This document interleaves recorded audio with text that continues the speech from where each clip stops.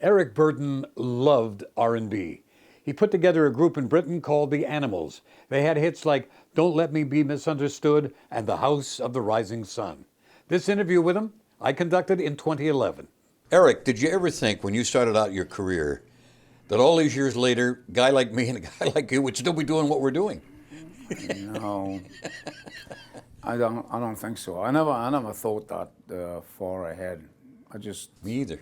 I just took it as day by day, week by week. In fact, I just finished writing a song called "Old Habits Die Hard," and in the lyrics I say that yeah, I wasted my youth, and I was moving so fast that I missed middle age. And it's just now that I think back what middle age was all about. It's amazing. It all goes by so fast. How does someone from your part of England, or any part of England, find the blues?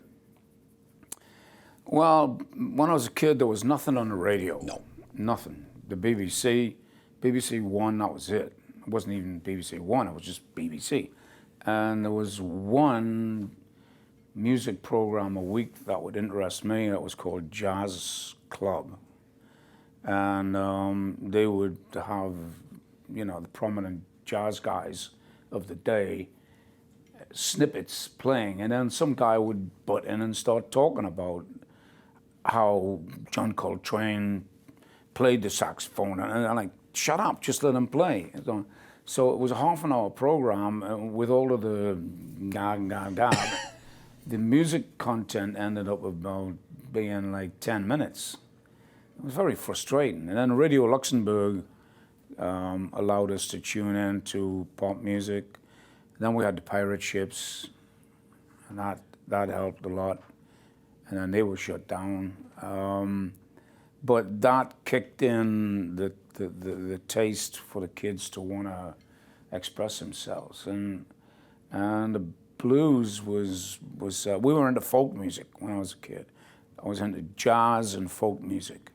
And then when records started to come via a friend of mine who was a seaman, he would go to America a lot, and I would say, when you're in the States, bring back, here's a shopping list of records for me. And he would bring them back, and I would be very grateful for that. They were 78s, and I realized that they were scratched on one side and perfect on the other. So I investigated that, and through a friend of mine in London, he said, the reason for that is they use the black music to package the Perry Como and Frank Sinatra stuff. So right away I saw a political, racial discrimination thing there, yeah. And that's that. So that promoted my thought into internationalism and racism, and then I met these Africans, and I hung out with them. I started playing with them.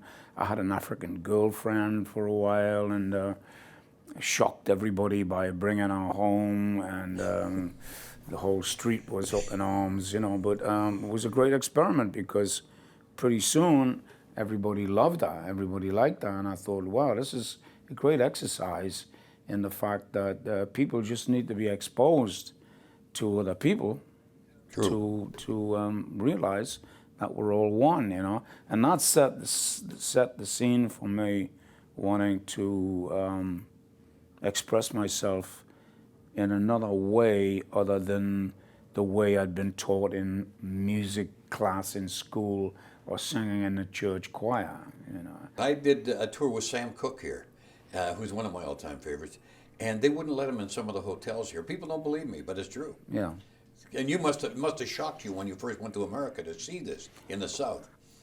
Even reading about it and even knowing that it existed, race problems that is, through my experiences in England, I was totally shocked at the massive size of it in the United States, and the fact that government was behind it, the police forces were behind it. It was built. It wasn't something that happened because a few yabos wanted to be that way. It was government sanctioned, And So on our first tours of America with the Animals, we made a joke out of it. I mean, every time there was a colored bathroom, a white bathroom, we'd get off the bus and we'd go to the colored bathroom. You know? And yeah, we try to make fun of it, but the fun stopped when I saw the Ku Klux Klan in the street in Birmingham, Alabama, on my way to a show, and then I realized it was quite serious. Let's talk about two of your favorites, John Lee Hooker and Ray Charles. No. Say something about these two men. Well, they were very different. Yes, man. very much. Very different. Both from the South, both black. Both moved away from the problems that they were born in. But Ray, in his blindness, was very astute and very well educated. And he was the first artist to own his own masters and make demands of the record company. I think, due to his the strong presence of his mother, who said, you're on your own from now on, and you're losing your sight, so you're really going to have to just look out for yourself. And he's a great man. I met him on a couple of occasions. I was very impressed with him. John Lee Hooker, I became friends with John Lee because when he was in England, I was given the job of showing him around my hometown.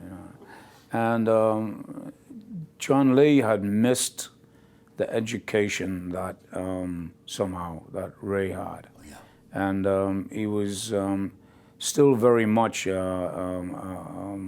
very innocent, kind of uneducated, but a very beautiful, gentle, soft guy. And he loved sports.